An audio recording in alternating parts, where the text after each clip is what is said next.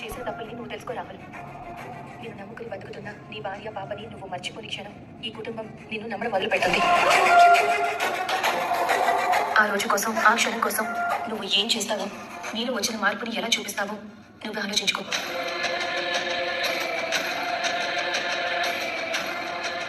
స్వప్న, నేను చేసిన తప్పుల వల్ల ఈ కుటుంబం ఎంత బాధపడిందో నాకు తెలియదు, కానీ నువ్వెంత సఫర్ అయ్యావో నాకు తెలుసు. కానీ ధైర్యం చేయకపోయింది స్వప్న. ఇప్పుడు యూనిట్ని కూడా నేను తీసుకురాలేను, నువ్వు పడ్డ బాధను కూడా నేను పోగొట్టలేను. నేను మారి మనిషిని అవడం తప్ప నేనేం చేయలేను. అందుకే అందరూ ఇంకానైనా నన్ను మారమంటున్నారు, కానీ నేను ఈ క్షణమే నాలో మార్పులు మీకు చూపించాలి అనుకుంటున్నాను. ఒక్క అవకాశం ఉంది స్వప్న. ఇంకెప్పుడు నా వైపు తప్పు జరిగిన నేను ఇంకెప్పుడు బాధ పెట్టను. నమ్మకం అనేది రాసులు పోసుండదు రాహుల్. కనిపించగానే చేతుల్లోకి తీసుకోవడానికి. నమ్మకం అనేది కళ్ళకు కనిపించేది కాదు, మనసు కనిపించేది. అది నిరూపణ అవ్వాలి.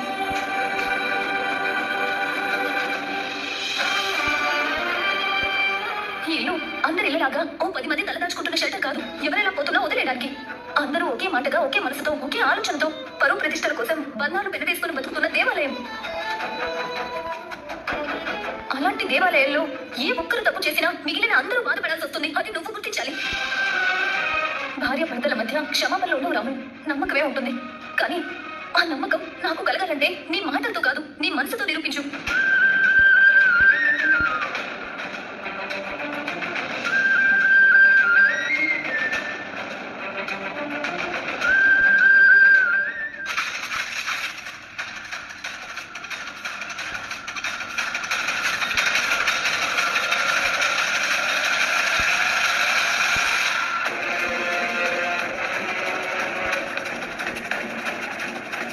ఏంట్రా వాళ్ళంతా అన్న మాటలు బాధపడుతున్నావా?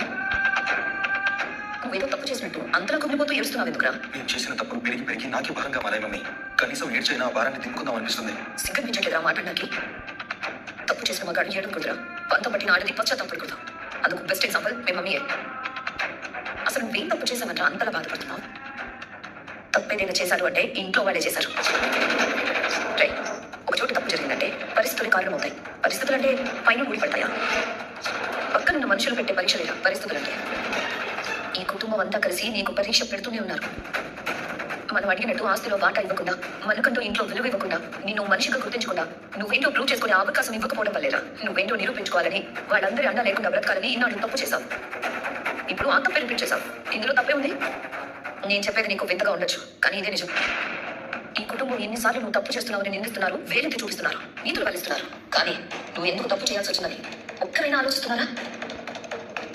వాళ్ళ తప్పులు వాళ్ళకు కనిపించవు, కానీ బంగారం లాంటి నిన్ను నేరస్తులు చేసి మాట్లాడడానికి మాత్రం అందరూ ముందుంటారు. నీ తప్పుల్ని వేలెత్తి చూపడానికి అందరూ సిద్ధమైపోతారు. రాహుల్, నువ్వు బాధపడాల్సిన అవసరం లేదు, పశ్చాత్తాపడాల్సిన కర్మ లేదు. నీకు నేను నన్ను ఎప్పుడు చెప్పింది వింటే చాలు, మనం అనుకున్నది సాధిస్తాం. వాళ్ళంతా విరజనులా అవతల వాళ్ళని మారమంటారు తప్ప. हेलो माँ, मैं पहुंच गई हूँ. कितना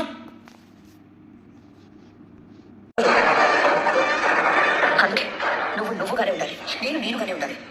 ఆస్తిలో మన మాట మనకు వచ్చే వరకు, మన స్థానం మనకు దక్కే వరకు నువ్వు ఎంత దూరమైనా వెళ్ళు. తాళి కట్టిన భార్యని, నీ కూతుర్ని, ఈ ఇంట్లో వాళ్ళని ఎవరిని లెక్క చేయదు. నీ రూటు, నీ మనసు మార్చుకోవద్దు. నేను నీచుని, రాక్షసుని, దరిద్రుని అయినా నాకు బంధాన్ని, బంధుత్వాన్ని కాపాడుకోవాలనిపిస్తుంది. నా అని వాళ్ళతో అభిమానించబడాలి అనిపిస్తుంది. మనిషిగా మారి నా భార్య కన్నీ తొలవాలనిపిస్తుంది. మరి నీకెందుకమ్మా ఇంత బంధం, ఇంత ప్రతీకారం ఎందుకు? ఇంకనైనా మారాలనిపించలేదా? అవును మమ్మీ, నా మాట నీకు ఆశ్చర్యంగా ఉండొచ్చు, కానీ ఇక చాలు. ఈ నాళ్ళు నువ్వు చెప్పిన మాట నేను వేసిన ప్లాస్టిక్ దావించి నేను నాశనమైంది చాలు. ఇవన్నీ ఇంకొద్దు. ఏంట్లా మాటలు? నువ్వే ఇలా మాట్లాడుతుంది. 10 మందిలో నువ్వు తలదించుకొని సారీ చెప్తుంది ఏదో నటన అనుకున్నారా? అంటే నిజంగానే మారిపోయావా? వాళ్ళందరికీ బానిసగానే ఉండిపోవాలని డిసైడ్ అయిపోయావా? ఇది నటన కాదు, వాళ్ళందరూ నాకు ఇచ్చిన ఇంకొక అవకాశం. ఇప్పుడు కూడా నీ మాటలు ఇంకా నేను మారకపోతే ఈ కుటుంబానికే కాదు, నా స్వప్నం కూడా నేను తీరని అన్యాయం చేసిన వాడిని అవుతాను. ఇక నన్ను మనిషిగా కాదు, ఒక పురుగు కన్నా హీనంగా చూస్తారు. ఈ ఇంట్లో నుంచి శాశ్వతంగా గెంటేస్తారు. నీకు పిచ్చి పట్టిందిరా? వాళ్ళందరి మాటలకి నీకు మోతిపోయింది. అవన్నీ మాయ మాటలు నమ్మద్దు, అడుక్కు తింటావు. జైల్లో కూర్చొని చెప్పకూడదు కంటే ఈ కుటుంబాన్ని, నా భార్యను నమ్మి అడుగు తినడం ఎంతో గౌరవం. ఈ రోజు రాజ్ కావ్య కనుక లేకపోయి ఉంటే, నా గురించి కనుక ఆలోచించకుండా ఉంటే ఏం జరుగుతుందో ఊహించుకుంటేనే భయంగా ఉంది. నేను కుయ్యని చంపానని పోలీసులు నమ్మారు, ఆధారాలు ఉన్నాయి, ఇంట్లో వాళ్ళు కూడా నమ్మారు, చివరికి నా భార్య కూడా అదే నమ్మింది. కానీ రాజ్ కావ్యను మాత్రం నమ్మలేదు. అందుకే నేను తప్పు చేయలేదని సాక్ష్యాలతో సహా నిరూపించి నన్ను కేసు నుంచి బయటికి తీసుకొచ్చారు. అంతటితో ఆకుండా ఎన్ని తప్పు చేసిన నన్ను క్షమించి ఇంట్లో కూడా రానిచ్చారు. ఇంత చేసిన వాళ్ళ కోసం నా ప్రాణమైనా ఇచ్చారనిపిస్తుంది మమ్మీ. కానీ నువ్వు ఇంకా వాళ్ళకి ద్రోహం చేయాలంటున్నావు. తప్పు మమ్మీ, తప్పు చేస్తున్నావు. ఆ తప్పు ఇంకా నేను చేయను. ఆలోచిస్తే బ్రతుకులేవురా. ఇంత టాస్క్ నువ్వు వదులుకుంటే నీకు భవిష్యత్తు ఉండదు. ఏమైనా పర్లేదు మమ్మీ, బ్రతికితే రాజ్కి, కావ్యకి, నా భార్యకి, ఈ కుటుంబానికి నచ్చేలాగే బతకాలి, లేదంటే చచ్చిపోవాలి. దయచేసి ఇకపై నాకు సలహాలు ఇవ్వకు, నన్ను మార్చడానికి ప్రయత్నించుకో. నేను మారుతాను, కానీ నీకు నచ్చేలా కాదు. ఈ కుటుంబానికి, నా భార్య స్వప్నకి నచ్చేలా మారుతాను. అది గుర్తుంచుకో.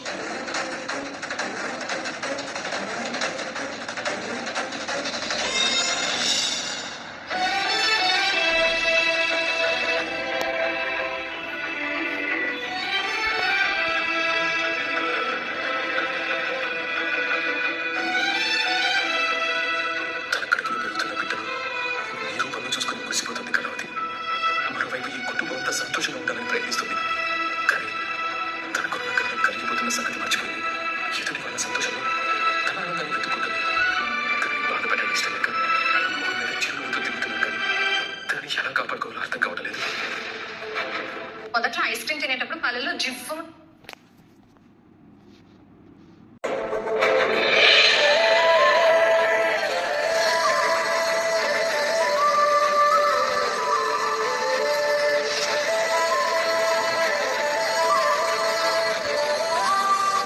పుట్టబోయే బిడ్డ గురించి తర్వాత ఆలోచించచ్చు, కానీ ముందు ఈ పేపర్ తీసుకోండి. ఏంటది? నా కోరికల బకెట్ లిస్ట్. మళ్ళీ కొత్త కాన్సెప్ట్. మొన్నటి వరకు ఎగ్జిట్ ప్లాన్ అన్నావు కదా, మళ్ళీ బకెట్ లిస్ట్ ఏంటి? అది వేరు ఇది వేరు కాదండి. నా ఎగ్జిట్ ప్లాన్ లో భాగమే ఈ బకెట్ లిస్ట్ కూడా. ఏముంది ఇందులో? నా చిన్న చిన్న కోరికలు. ఏంటో అవి? తెరిచి చదివితే మీకే అర్థమవుతుంది. తీసుకోండి.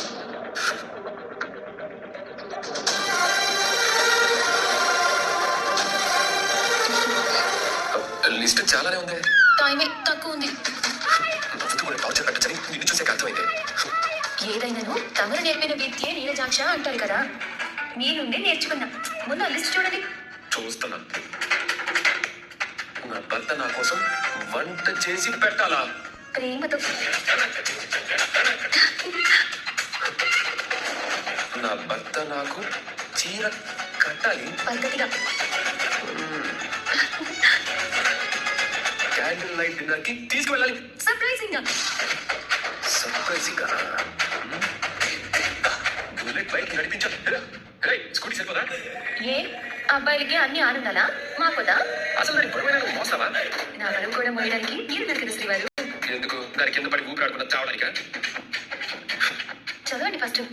చదువుతున్నా. నాకు నా కోసం మా శ్రీవారు రౌడీలతో ఫైట్. ఏంటి ఈ కోరికలు అవి? నన్ను పైకి పంపించాలని ప్లాన్ చేస్తున్నావా? ఏమండి, నా ఎగ్జిట్ ప్లాన్ గురించి చెప్తుంటే ఈ ఎగ్జిట్ ప్లాన్ గురించి మాట్లాడుతున్నారేంటి? ఏ భార్య కోసం ఆ మాత్రం ఫైటింగ్ చేయలేరా? ఆ రోజు మా అమ్మ నాన్నల కోసం విగ్రహాలు కాపాడడానికి రౌడీలతో ఫైట్ చేశారు కదా. అప్పుడు ఆ టైం బాగుంది కాబట్టి బతికి బయటపడ్డాను. ఇప్పుడు నాకు టైం లేదు కాబట్టి నా కోసం ఫైట్ చేయండి. నా వల్ల కాదు, నేను ఇవన్నీ చేయలేదు. ఏమండి, నా బకెట్ లిస్ట్ లో ఉన్న కోరికలు మీకు చెప్పాలి కాబట్టి చెప్పాను. అవి తీర్చాలో వద్దా అన్నది మీ ఇష్టం. అసలే నా ఎగ్జిట్ ప్లాన్ లో. అమ్మ తల్లి, నువ్వు మళ్ళీ మొదలు పెట్టుకో. అసలు అవకాశాలని భార్యలకి ఇచ్చి భర్తను బలి చేయాలని ఆ దేవుడు ప్లాన్ చేస్తాడు ఏంటో. నేను పక్షపాతి. అలాగే మీరు కూడా వ్రతాలు నోములు నోమండి. అప్పుడు మీ గురించి కూడా దేవుడు ఆలోచిస్తాడేమో. మాకు అంత అదృష్టం కూడా. మాట మార్చకండి. నా బకెట్ లిస్ట్ ని మీ చేతిలో పెట్టాను. దాన్ని తీరుస్తారో లేదో మీరు చెప్పండి. ఒప్పుకున్నాక తప్పుతుందా? వెళ్తాను. ఎక్కడికి? నీ లిస్ట్ లో మొదటి కోరిక వంట చేయాలనుందిగా, వెళ్ళి మొదలు పెడతాను. హలో హలో, ఇంతకీ ఏం చేస్తారు? ఏం కావాలండి? నాకు చికెన్ మంచూరియా. అబ్బా, చికెన్ మంచూరియా చేసి పెడతాను, తిందుగా.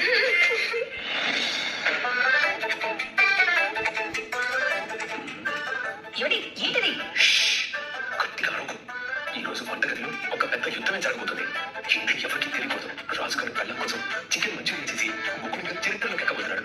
ఓహో, కానీ తమరు వంట చేయడానికి వచ్చినట్టు లేదు. మరి గనులు తవ్వడానికి వెళ్తున్నట్టుంది.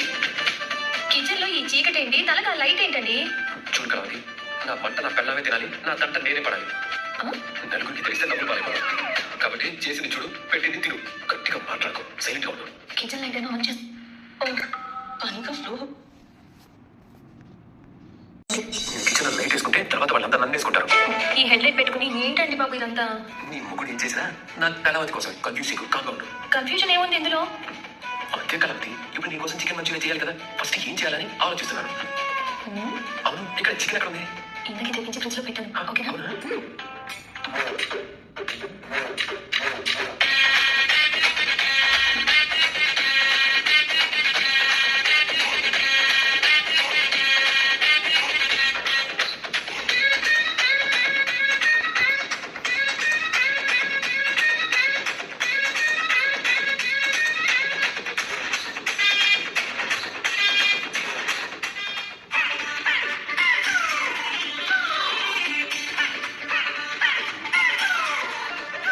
ఇల్లంతా చీకటి, కిచెన్ లో ఏంటి ఎంత లైట్ కనబడుతుంది?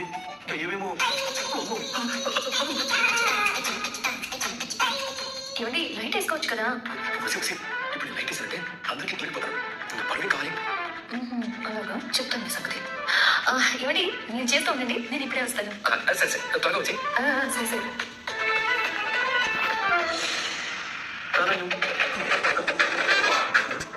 చూడు ధన్యం, చూడు చూడు, దయ్యం ఏదో చేస్తుంది. అదిగో చూడు. ఏదో కాదు, వంట చేస్తుంది. దయ్యమా? ఆయన దేనికి వంట చేస్తుందండి? అవును కదా, వండితే తింటుంది. మీరు నేను చూసేస్తాను. ఎందుకే దాని పాదాలు వెనక్కి తిరుగున్నాయేమో, తెల్ల చీర కట్టుకుందేమో, వెంట్రుకలు నెరపూసుకుందేమో. చూస్తుంటే అలాగే ఉందండి. ఏమండి ఎందుకు వెనక దాక్కుంటారు? నేను ఉన్నాగా. ఎందుకు పిల్లలు భయపడతారు? చిన్నయ్య ఎందుకు భయపడుతున్నారు? కావ్య కావ్య, అదిగో కిచెన్ లో దయ్యం ఉంది. అది దయ్యం కాదు చిన్నయ్య, మన రాజుగారులా. ఇంత రాత్రి వంటగదిలో వాడేం చేస్తున్నాడు? పెళ్ళానికి వండి పెట్టాలని వంట చేస్తున్నాడు. దానికి చీకట్లు చేయడం ఎందుకు? లైట్ లెస్ చేసుకోవచ్చు కదా. కరెంట్ బిల్ ఆదా చేద్దామని. నోరు మీయండి. రాజుని చూసి మీ అబ్బాయి దెయ్యం దెయ్యం అంటూ ఒకటే గోల ప్రియ. చెప్తానండి. అలాగండి. కళావతి, నా చేతి వంట తినాలని ముగ్గులు ఇవ్వాలి. ఇప్పుడు నీ ముగ్గురు చేసి చికెన్ లాట్ అయిపోవాలి. ఉన్నావా? వచ్చావా? వచ్చానండి, ఇక్కడే ఉన్నానండి. చిన్నగా పడుకున్న దెయ్యం దాస్తాయి. వాళ్ళకి వంట చేస్తున్నానని తెలిసిందనుకో, గట్టి బొమ్మ మీద పడ్డ గుడ్డులా చికెన్ మీద పీక్కు తింటారు. నీకు ఒక ముక్క కూడా మిగల్చరు, ముఖ్యంగా మన ముసలి. కొంచెం మీదకి అంత వయసు వచ్చినా పండగల మీద దానికి ఇప్పుడు చూడు తింటూనే ఉంటుంది. ఇదిగో ఈ చికెన్ తింటూ ఉండు, ఇంకో రౌండ్ ఇస్తాను మళ్ళీ. సరే సరే.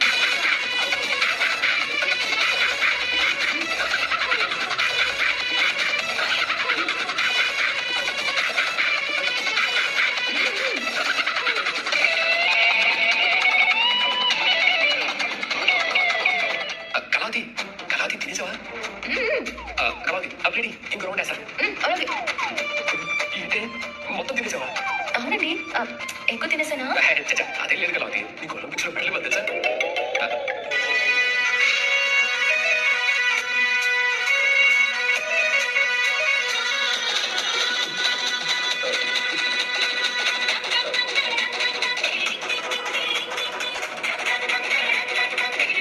ఏంటి కళావతి? చికెన్ అదిరిపోయిందండి. మీరెప్పుడు వచ్చారు? దెయ్యాలు అన్నప్పుడు. చాలా సేమైందన్నమాట. మేము గుడ్డులు కదా రాజ్. నేను కాస్త ముందే వచ్చాను. నాకు అన్ని ఇప్పుడు కిచెన్ వైపే కదా. ముందు రివర్ ఫినిష్ చేసి నాకు మెయిల్ చేయి. నా బకెట్ లిస్ట్ ఇస్తే మొత్తం పూర్తి చేస్తానని మాట ఇచ్చి ఇప్పుడు ఆఫీస్ పనులు చూసుకుంటున్నారా? రాత్రి నువ్వు అడిగిన దానికే కదా వంట చేసి పెట్టాను. మరి నా ప్రేమ లెక్కెక్కడా? నేను నా ఊహల్లో ఊహించుకొని దాస్తాను, సరేనా? సరేనండి. నువ్వు కనుక తెలియగా మీ కంపెనీలో గోల్డెన్ చేసుకరిగితే నీ వాటా 20 లక్షలు చెయ్యను. ఇప్పుడు ఈజీగా 20 లక్షలు వస్తుంది. ఎలా ఊరుకోబోతుందిరా నీకు? ఇప్పుడిప్పుడే మారాలనుకుంటున్నా. మీ కొడుకు దానికి మాత్రం అడ్డు రాకండి. ఎలా ఉంది మన పర్ఫార్మెన్స్? అంటే ఇప్పటివరకు చేసిందంతా నా ఫ్రెండ్ నా దారిలోకి తెచ్చుకోవడానికి చేసిన యాక్టింగ్.